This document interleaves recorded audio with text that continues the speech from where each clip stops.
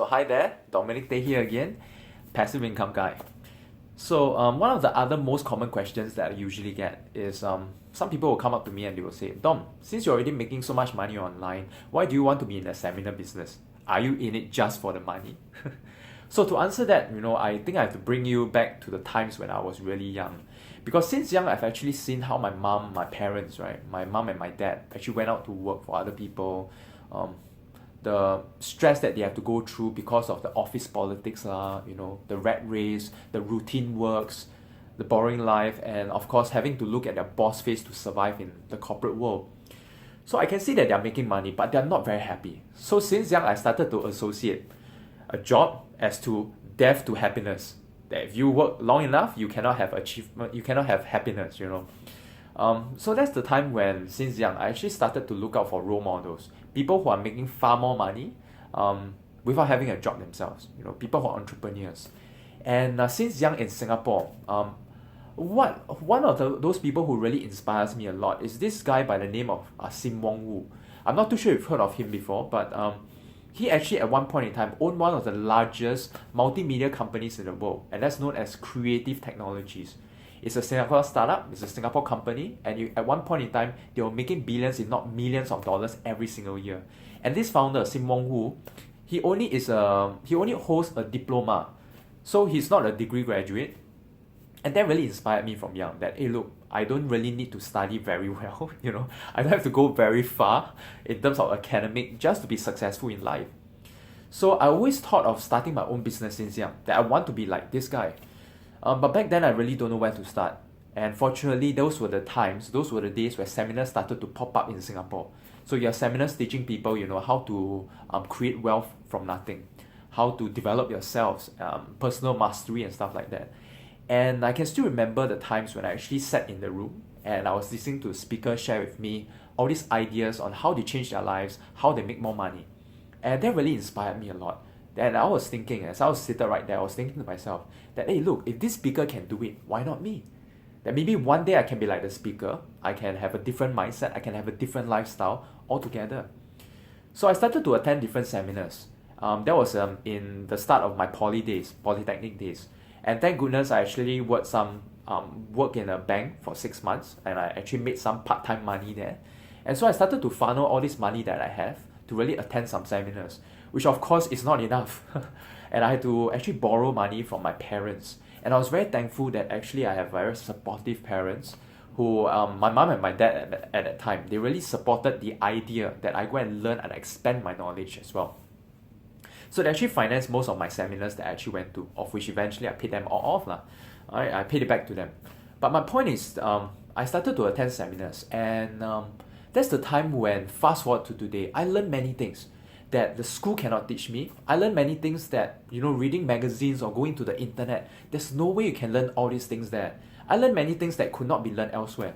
I shortcut my learning curve. And that's the time when, of course, it's not easy, but it's easier for me because I know what are the common mistakes that I should avoid. And that's what I learned from seminars, I know what are the things to look out for and what to react if certain things happen. So if not for these seminars, I would not have been to where I am today. And so I actually started off in this seminar business, not by doing seminars full-fledged, I actually started off by coaching and sharing my ideas with some of my friends. And from there, through word of mouth, my class actually started to get bigger and bigger. And that's the time when I actually had some event organizers starting to approach me, and they say, hey Dom, since you have this knowledge, and why not you impart it to more people? Why not you share it with more people as well?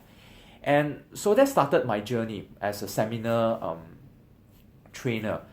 And the reason why I went to this business at first is really because I just wanted to pay it forward.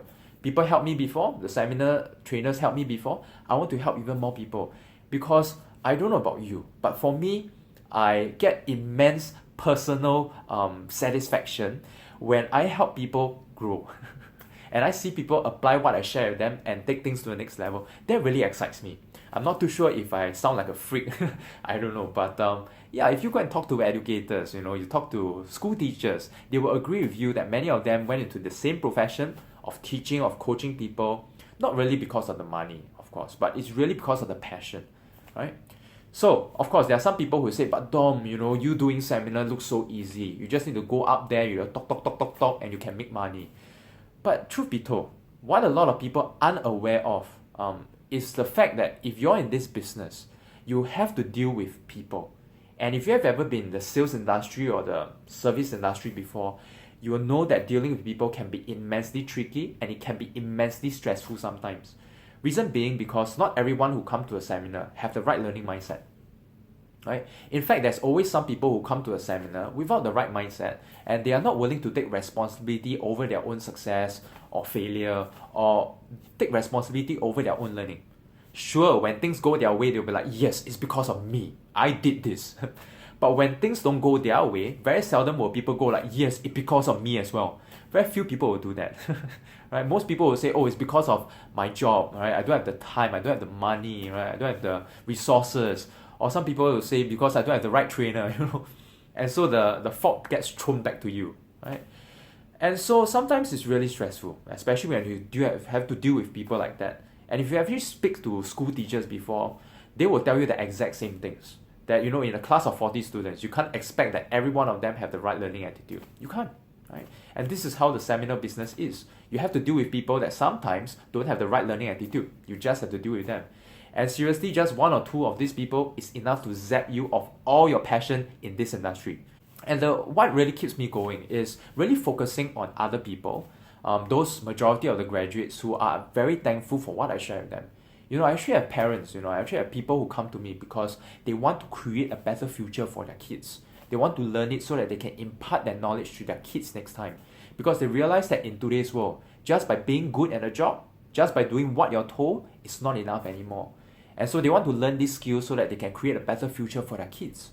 Right? And I also have some people who come to me because, they just got out of a job, they got retrenched, and they want to have a better future. They want to have a future that they have full control over.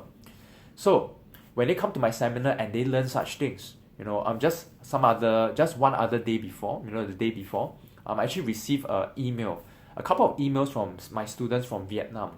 Of course, some from Singapore as well. But some of them from Vietnam actually emailed me and they said, Dom, thank you so much for sharing your ideas with me because this really changed my lives.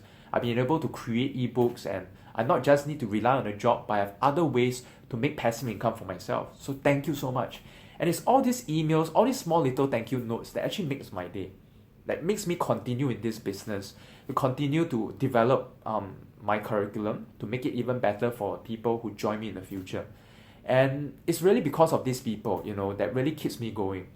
So I even have some people who, they actually bake cakes for me.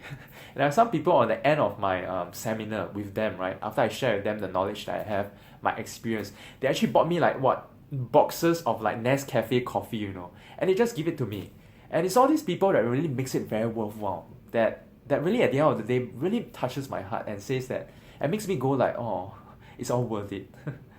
So the reason why I'm in this business and I'm still in this business is really because I enjoy helping people. I don't know about you, but that's me. I love enjoying. I love enjoying myself on stage. I enjoy myself a lot when I'm sharing my ideas with people and seeing the lights in their eyes go out when or pop out when they learn something new. Right? I really enjoy those experiences.